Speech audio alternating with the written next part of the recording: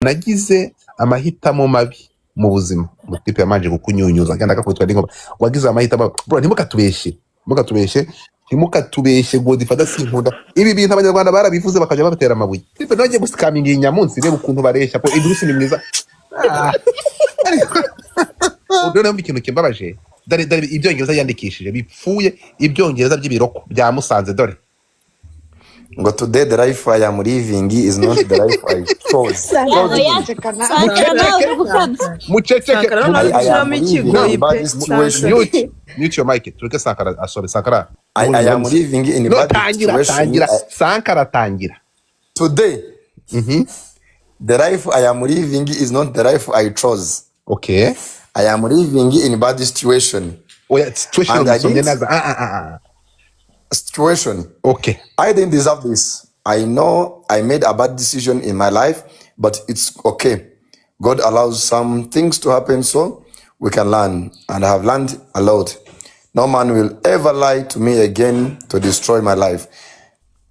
The next man I choose to be with, I will first get to know him well. Know his family and know everything about him. No one will ever use me again. Nyumvira uburetse gato nyamunsi uzi kwisi ishaka n'undi mugabo mu nyandiko muri intuza gusa uzi ko ahise ashaka undi mugabo ahise abwira abantu ko ari avere bakeneye n'undi mugabo cyo tuvugisha ukuri memuretse gato Sankara ntabwo abanyarwanda barabivuze bro abanyarwanda ntabanga bagira barabivuze baravuga ati wa kigabo bari gushaka amafaranga kubera iki ibintu byanditse ageze muri Canada wasanga hano nta marezo arahari yo kwandika buretse gato uvuze mu iki network arafite yo kwandika uyu nasubira mu Rwanda ndamoka cyangwa akaba yigiye icyongereza muri Canada cyangwa akaba yiboneye undi Arisa ndagukunze rata ariko wa mugani buretse gato ako asanga yiboneye undi kuko ntabwo Dekati yarabarabuye bro Dekati yarabivuze banga kumva iyi ni operation ya kaboko erega Godfather Godfather umwana muri zina kuruguru utozi y'abantu bazi ko umuntu ari umwasama ibyo yavuga byose Dekati ntabwo tumufata nk'umuntu serious sometimes niyo avuze ari bivuga ati ni bwasama nyine ni kwa kundi yitukanira kandi arimo aravuga ibintu bizima ni nkaho byari by'umwana murizi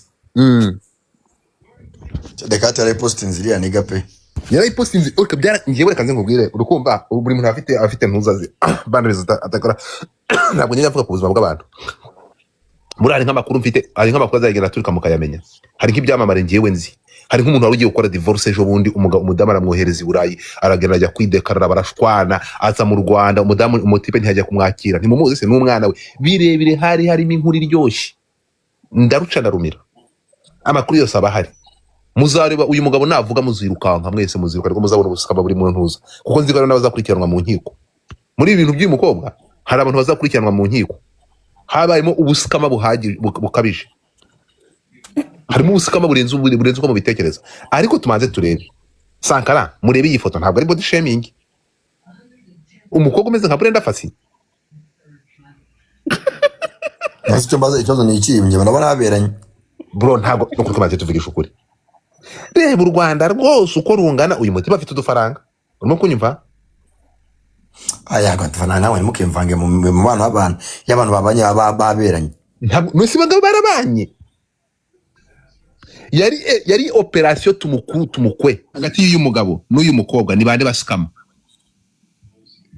Shana nivanga mu ngo z'abandi ndakubaza nivanga mu ngo z'abandi ureke wumva ikidafara tubivanze no gutekana rubizanye hanze indi ko Suzana uko wasanga agiye kurekura indirimbo wasanga Vestine agiye kurekura indirimbo ushaka muvuge ko uretse ndakubaza ko ntuza ko Suzana uko kamonyi yatandukanye na nzaba mwita twabimenye Vestine yanze kumusoma ibintu bihera mu mizi uretse gato umva nkubwire uretse gato aha ngaha mwandike uretse gato uretse ama comment uretse gato yarani nkubwire nani Sankara kimwongere kwandika ngo Vestine yatandukanye na Idirisa mwandikanye ngo Irene yatandukanye na Idirisa ngaho niko bimeze yigo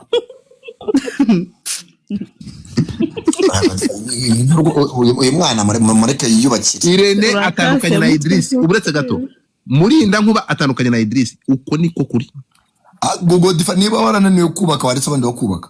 Okay none se ni usenye Nese urwasenyutse gizo mva bari mu munyi. Reba utimbiri bwa shyamba ntabwo wa mugabo we ngaho siwo musobanuzi tugira sobanuriye Oya ereka kamubwire uretse wasanga Vestine agiye kure kuri indirimbo. Oya tega amatwi turi kugendera kuri iyi foto cyangwa buri kwezi wasanga indirimbo bagiye gushyira hanze. Nagatwiko bari kwitwikira. Nagatwiko reka dutegereze bajye mu bajye kwaka divorce. Sankara ako Godfather ntago Vestine yarahinduye izina ryo kuri Instagram yarongeye izina ry'umugabo. Sankara yego uretse Sankara yaragiye amafoto y'ubukwe bwose ahubuzaho. Ni prank. Urimo kugira Sankara byo yavanye mu pranka. Ntareka kumubaze. Manza wumve nyumva bano bana baririmba gospel. Bano bana baririmba gospel Godfather. Wasanga ari agatwiko bagiye kure kuri indirimbo. Yebe yayikoreye ariko ibitumva. Ntago bakora pranka. Nago bakora pranka ngize abantu bandi bakora ngo bamufatanya urumogi agiye kure kuri indirimbo hoya. Sankara wallahi ndakubwiza ukuri urimo kunyumva wasanga rega bana hakinze account ntabwo yari pranka urimo kunyumva wasanga Vestine bahakinze account bakandika bino bano bana bo kwa Irene wasanga na AI nge bano bana ndabazi ndikukubwira manza wumve hano ibibazo byose yabafite Vestine ntabwo ajya publishing manza wumva ariko reba hano ikintu mugomba kuvuga Godfather akamubwire ariko se bana bari bana bo kwa Irene ndabazi manza wumva ariko wasanga ari umuntu wamuvugizi we manza wumva ariko Sankara ibibazo bagirani bajya kubishyira ku karubanda nukuri kumana manza wumve Sankara we charging ngo udatuma nzana n'amajwi hano wayazanye se ngewe cyambere nuko buretse gato ubundi cyo mbantegereje nuko igihe cyandika ikinyamakuru cyandika urimo kunywa ntabwo bakwibeshya buretse gato bande bibeshya igihe bo abanyamakuru bo mu Rwanda kuna rabanebwe batajye genda uri charging ukore kuri gorone ibyo ushoboye nabandi mwese mumanuke no sense uranga mutagira refu mu manuke mugende muri charging cyese ni uri mukobwa mwiza ntabwo mugomba kujya mwisanga mu bigananga no mufata munamenyera abantu kwitwe n'inkuba. Godfather njaba bana basanga bahakinze account ye ndakubwiza ukuri undi yo ikiniho ahantu hava ibibazo ubundi ni gute rubanda rugufi muza ni gute mwokicwa ni gute muza kumburanya tafaka urabona iki ni farizi ni platform nyamunsi razanga itaramenya kwikarabya kazi kakuburanya now sense esimbi aisha ngo igihe nago babeshye igihe nago babafite undi muntu ubiyitirira ugukora ibintu by'amakuru ya fake umuntu bakazavuga ngo fake news karame urimo kunyumva gahunda iteye itya ndakumva urukumva gahunda iteye itya aba bantu ibintu ndi kukubwira abangaba bagiye kuri aka kagabo bagiye kugascaminga ntega amatwi wabihamya gute ko ndi kukubwira ngiye amakuru mfite ko uyu mugabo najya mu nkiko udamenye Godfather ari no kubufita amakuru ya fake njye kamubwira ikintu mpamya nzi neza bano bana bo kwa Irene ukuntu mbazi n'ukuntu nzi Irene ntago ari abantu bafata ibibazo byabo ngo babizane kwa rubanda uwo mukobwa ashobora kuba bahakinze account ye bitabaye ibyo birashoboka okay nyiri kuvuga ukuntu mbabona n'ukuntu musanzwe bano bana bariyubaha bano bana n'abana bakuriye mu kwiyubaha na yajya gufata account ye wajye kwandika ngo yahisemo ngo umugabo mubi ngo nazahitamo ngo azabanza mwigisha se bakundanye na Kalisa biganye mu isura akajya gushaka umugabo murusha imyaka 20 ariko mwagiye muva kubiri kuri ariko mwabaye muti njyewe ibyo mubwira ndi kuvuga bitewe n'ukuntu mbabona iyo ni fake account abo bari kuvuga ngo igihe kirandika hari ikindi arundi muntu ufite account rwa fake rw'igihe.com nawe ajaza agaposting ibintu après iminota ingahe bakaza ngo fake news ntega ngibona kuri Instagram Sankara yego Tasha thank you buretse gato Karim thank you buretse gato ndakumva iyi ngiyi ni website y'igihe ntabwo ari fake account ngiyi website y'igihe singiye tapfuye se bigenze telefone za make urumukire nawe uransebye uretse gato iki ni igihe ntabwo ari igihe ngiyi inkuru irambuye ngiyi n'amafoto yose igihe cyanditse gishyiraho n'amafoto baraza inkuru barayinonoso dore ngiki igihe n'izindi nkuru zabo ngaya amashakiro wabibonye ngiyi inkuru irambuye ntabwo iri ngibi ari inkuru ya yindi bya bindi by'ubusuka amadore no dore ngiki gihe wakibonye Never mind, thank you. Wow. reba hano wabonye ngiyi inkuru yanditswe nkakubwira umunyamakuru wayanditse Sengiyumva Emmy reka nze muhamagare singuyu Sengiyumva Emmy none hari ukuntu mujya muhubuka uretse gato urumva ntabwo njya mpubuka bro urukunyumva Yego. iyi nkuru ngiye simbishyizeho nonaha kankwereke igihe nahamagariye Emmy uretse gato singuyu Emmy Kinege namuhamagaye sangahe namuhamagaye saa 12 Iminota 40 yanshubije abyutse sangahe saa 6 za nijoro hano hari saa 12 z'i Kigali urimo kunyumva urabona igira muhamagariye niba numva ngo inkuru natangiye kuyirukanka hwejo shaka kumenya bayanditse urabona singuyu ni Emmy ni Kinege wamubonye kankwereke iyi nkuru yanditswe nande Sengiyumva Emmy ariwe Emmy Kinege turi kumwe so rero mwebwe abantu barahubuka nkubwize ukuri nimba icyo kinyamakuru cyitwa igihe ntabwo igihe kijya kiva ku gihe manza wumve kumenya manza unyumve Sankara igihe kijya kiva ku gihe nisa ntabwo wari utangiye kuvuga ko ngo ari abantu biyitiriye igihe mujye mureka ibyo bintu ahubwo muratuma inkuru nibwo igiye guturika ntabwo ngiyewe ni kuvuga ngo n'icyo ubona abantu hano urebe igihe nahereye hano dore nayo naje iyi nkuru ndi kuyikurura nari nibereye kuri iyi ngiyi waje sose wafatanya urumogi uyu uramuzi uyu ari mu bahanzi bro u Rwanda rufite ntabwo tuba twicaye uyu nguyu ari mu bahanzi ntabwo niyumvishe uburyo cyuriya mwana w'umukobwa Vestine ajya kwandika biriya bintu niba batamuha ngiye kuko bariya abantu ukuntu mbazi abana bo kwa Irene bariyubaha ntabwo ajya apfa kwiha rubanda yewe n'ibintu byiyubaha ariko ibyo byo kwiba uri kumbwira n'ibiki ibyo byo kwiba ko uyu mukobwa ibi ngiye muri kuvuga uyu mwana uyu mukobwa bro reka tujye tuvugisha ukuri uri kunyumva first of all tujye tuvugisha ibintu mazina yabyo urimo kumva uyu Idirisi baramusikaminze kandi muzabibona urimo kunyumva baramusikaminze yari scam igenda wahamagaye iminsi gikwano bwakeye Godfather ni saa 5 uretse gato ngiye guhamagara uretse muhamagare duca amazina n'ukuri kw'Imana nibyo byabasaba kuko ngewe gukomeza abana bo kwa ntago Vestine yakwikora ngo yandike ibyo bintu Emmy waramutse amakuru yaramutse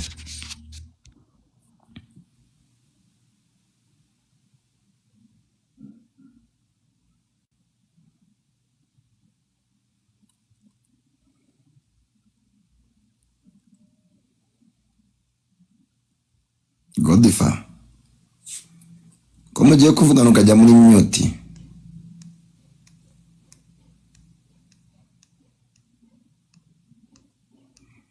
mukuru wa Nzovu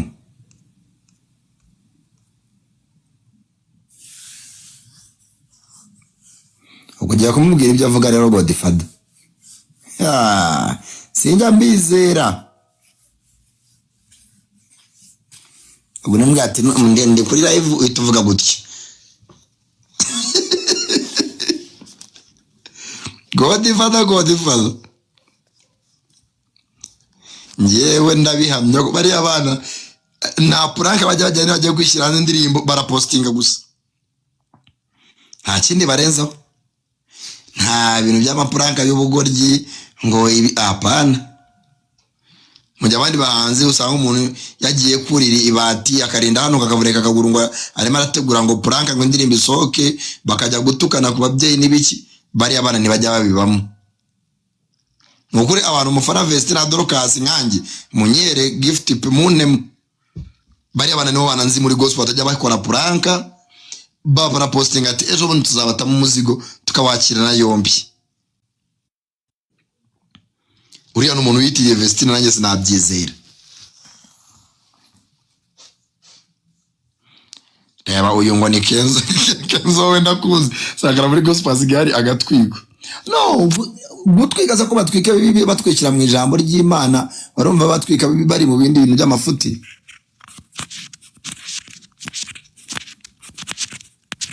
Godfather va muri mute papa. Data abantu bari nyuma Vestine ni mu ntemu.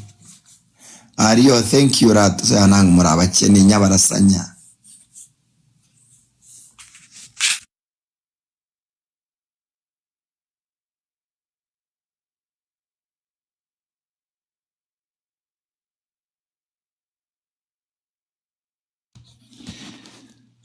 Okay, Sankara.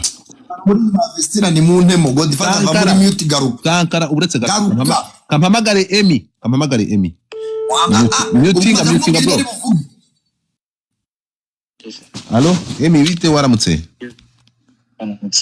Ni Godfather.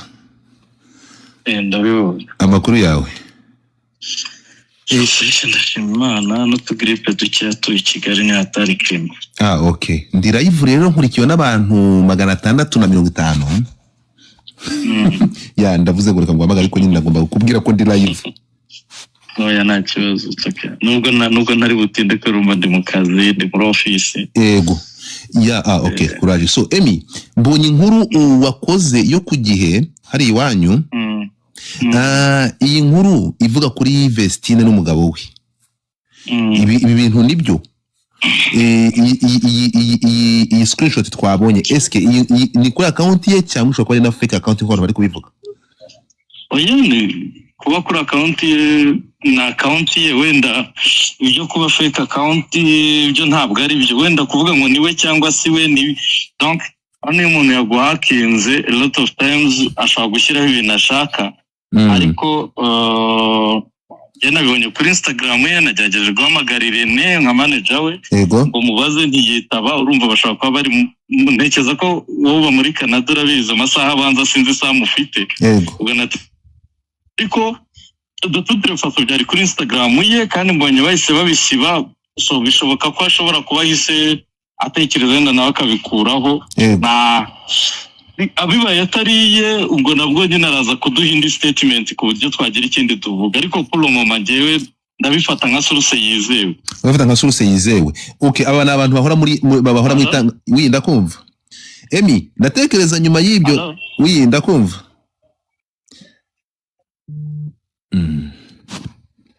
Here we go. Twagiye umva we Sankara. Tugende gato.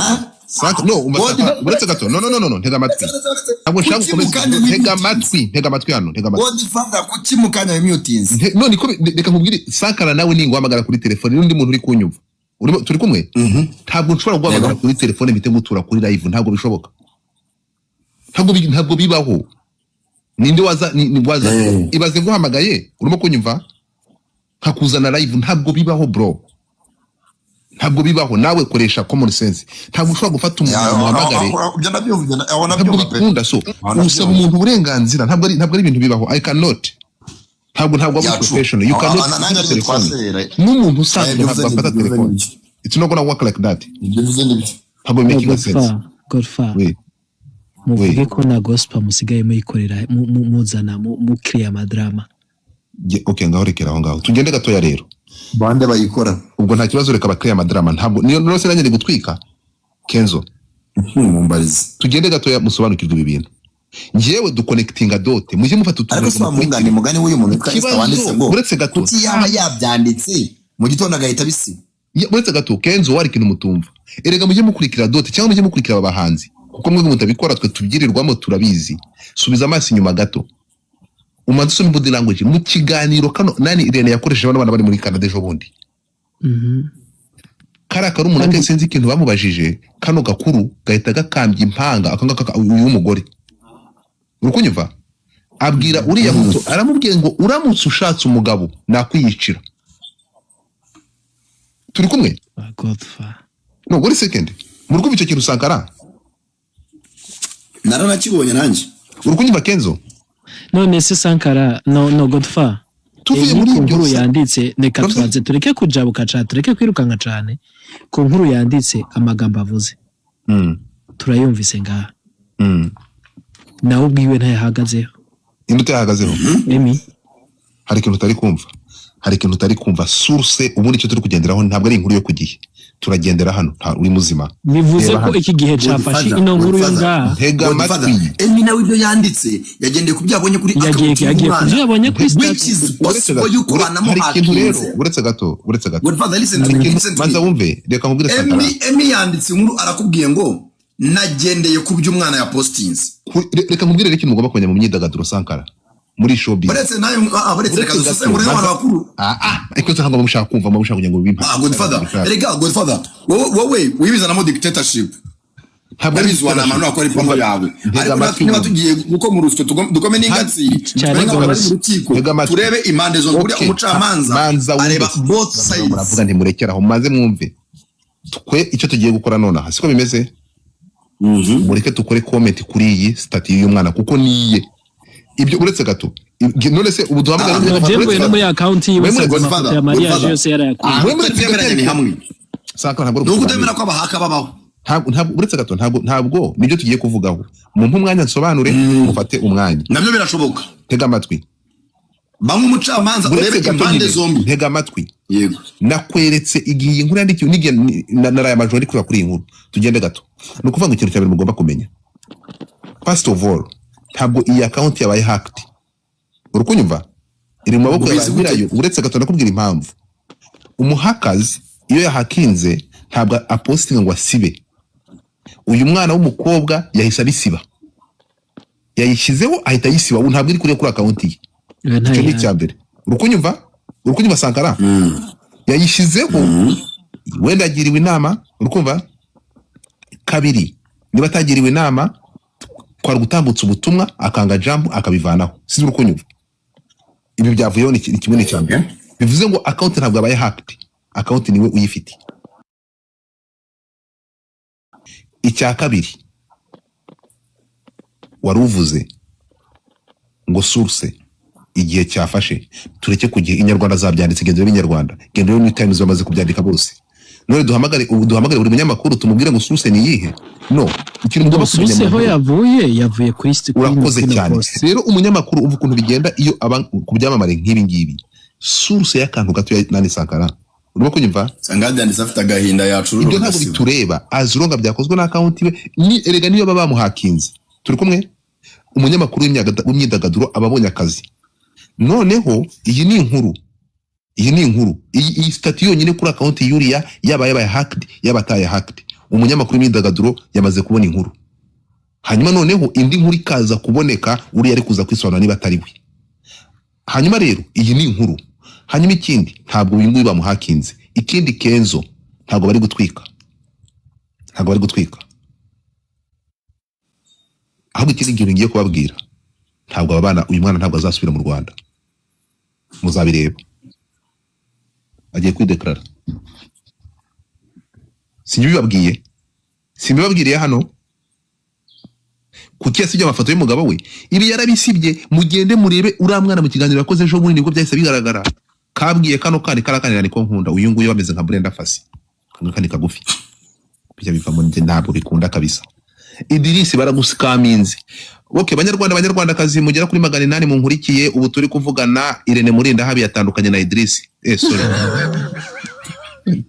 sorry ese golfa Irene ntibabana na Idirisi Irene yasezeranye ibi bintu dekati yarabibabwiye mwanga kubyumva banyarwanda kazi ubu ngubu hagiye kubaho urukumva icyo bashakaga Irene Murinda habi atandukanye na Idirisi ubu ngubu hagiye kubaho gupasura imitungo kunyumva operasiyo tugabane irarangiye tugabanye ni wanga subiri wanyu muri Senegal ni Senegal harya ni Burkina Faso baragusubizayo wikoreye imbabura turi kumwe so ibingibi iyi ni operasiyo uyu mugabo yakinnye urumva turi kumwe nyuma ya channel bro nyuma ya YouTube muzi ntambara ya YouTube channel ni ukuvuga ngo filime game over uyu mugabo bagiye kumutoza amashashi ariko baba bamuhemukiye ntabwo Kenzo kino kigabo nacyo cyagize irari n'amarangamutima y'indirimbo atazi ko kuri mayibobo uyu mugabo ntarari y'indirimbo yagize ko zijya ndirimbo ntazumva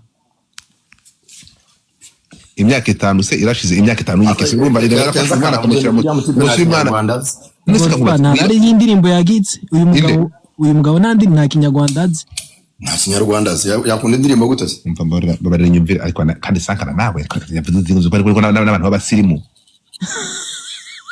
bro ntabwo indirimbo zigira ururimi nose ko mukunda ikizuru muracyumva ko muri babugira indirimbo ziringara mwumviringara nkanjye no sense ntabwo indirimbo igira ururimi umuntu araririmba utumva ko muri Spanish indirimbo zazo muri indirimbo za Kofiro Midoro abantu mufite indirimbo za kucinakaho umva beat kucinaka awiro n'ubundi niwe nemera cyane uriya muvi so ikintu kiriho ni iki ngiki urukumva uyu mugabo baramusikaminze ibi ngibi dekati yarabamwamaga kubyumva ariko none tugaruke Kenzo uvuga ngo nukugira ngo adafaka amabwizo ukora igikoma kiraryoha umugabo umunyamahanga baramwibye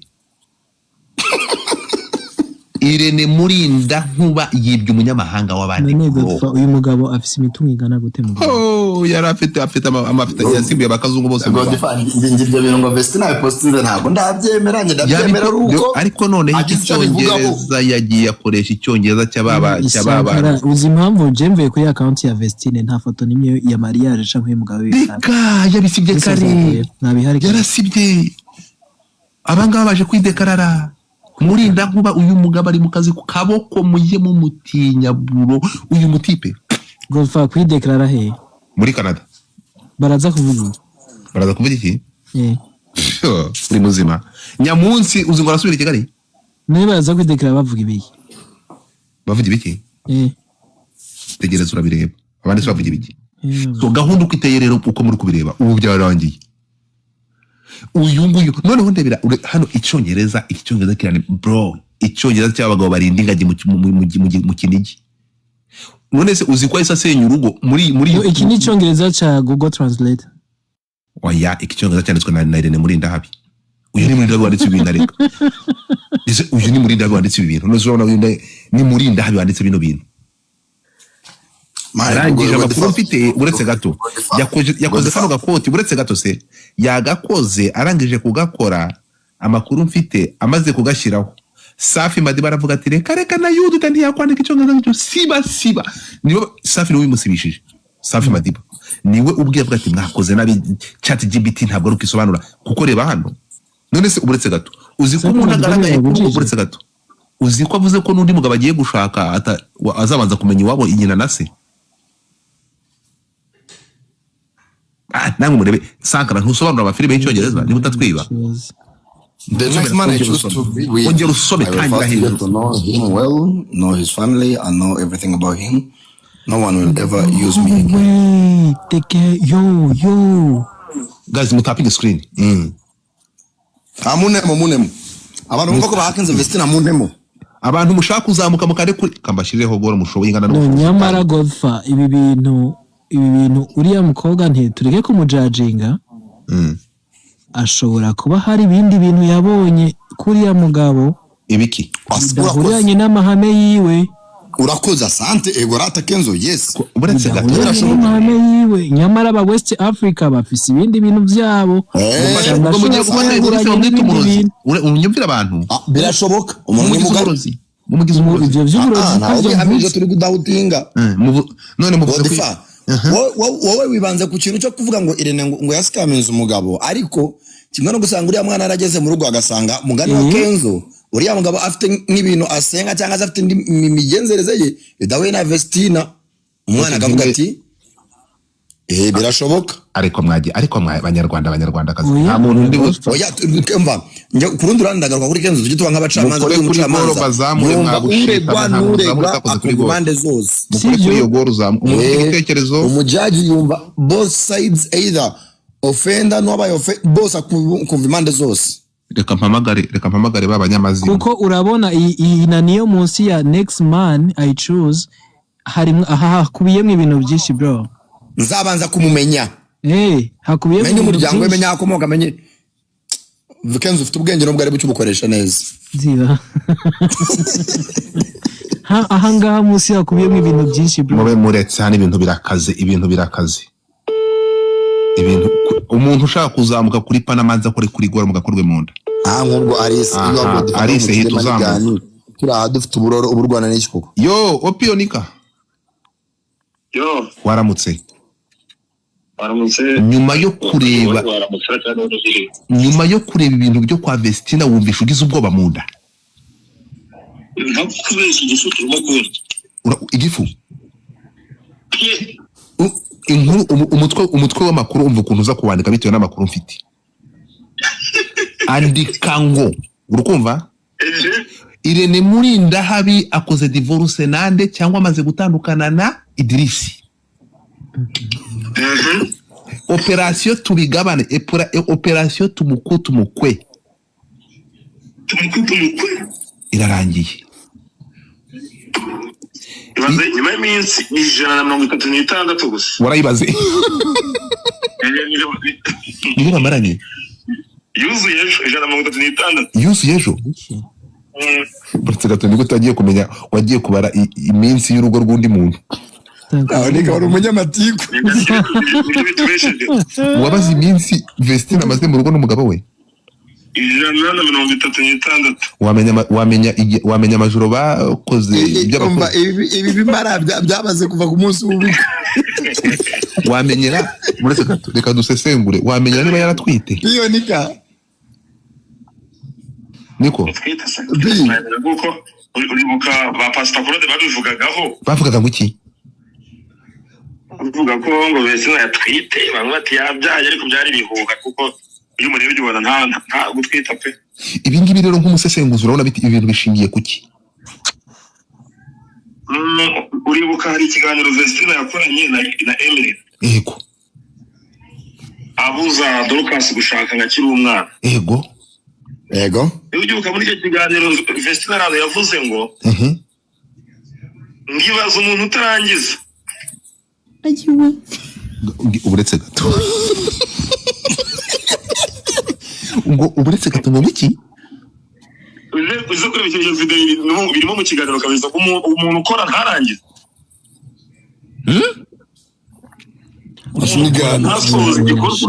Umugabo yarakarongoye kabura umwuka karahunza igitsina niba nkumvishe neza. Wambabariye mbere yo kuza kuri pano ukakankatira ukakamba ngisubireho umbabarire ukankatira ukambe hanyuma none unyure kuri pano. Thank you. Banyarwandakazi umwana Godfather kugira igitekerezo atangana kandi kuri gora zamuze yo showbiz nyarwanda bamanyabingi buri mwaka ugiye gutoboka. Uretse gato umwaka ushize babrandinze Heineken. Umwaka ushize babrandinze Heineken. Oya se nese ko yabitwariye. Uburetse gato bamwita Godfather ari imbeho kanema agapira shiramo agapira kuko n'ibyo ikiganiro gitangiye kazane babarangi Pastor Claude mureke tumwumve abantu none bagiye kumbwira ko inshuro yamurangirije mu mureke mwumve ni gute abantu bamenye iminsi bamaranye. Jesus babaze guhera ku munsi w'ubukwe ngo ni iminsi ngahe 136. ni gute bro ibaza ariko aka kanya bayimenye bate amezi babaze guhera ku munsi w'ubukwe. Okay tugiye guhama undi muntu nahamagara kuri iyi nkuru ni kamarade. Umwana amaze igihe atambara impeta. Ni gute wagiye umusesenguzi w'intoki z'abandi uraje nawe Alice we amaze igihe atambara impeta. None inkuru yose ikubiye muri nani iyi ya nyuma. Urakoze cyane. The next man I choose. Ayo makuru wese Godfather watuje ko nanye ndi imbere y'imashini banza ngifungurira hano YouTube. Ndagira kandi kwiyemwe kigo ryaho ntabwo biri gukunda memuretse hamagara umushu uretse gato memuretse gato umushu ni igihadi uretse gato muhamagara umushu karakubaye gasuku byuka gakubitwa n'inkuba gasuku byuka Gasuku ya munsi yafatanye yo ese calling cyangwa linking calling ntabwo ibiri WhatsApp ntabwo biriho ya ntabwo ibiriho ntabwo ari ku murongo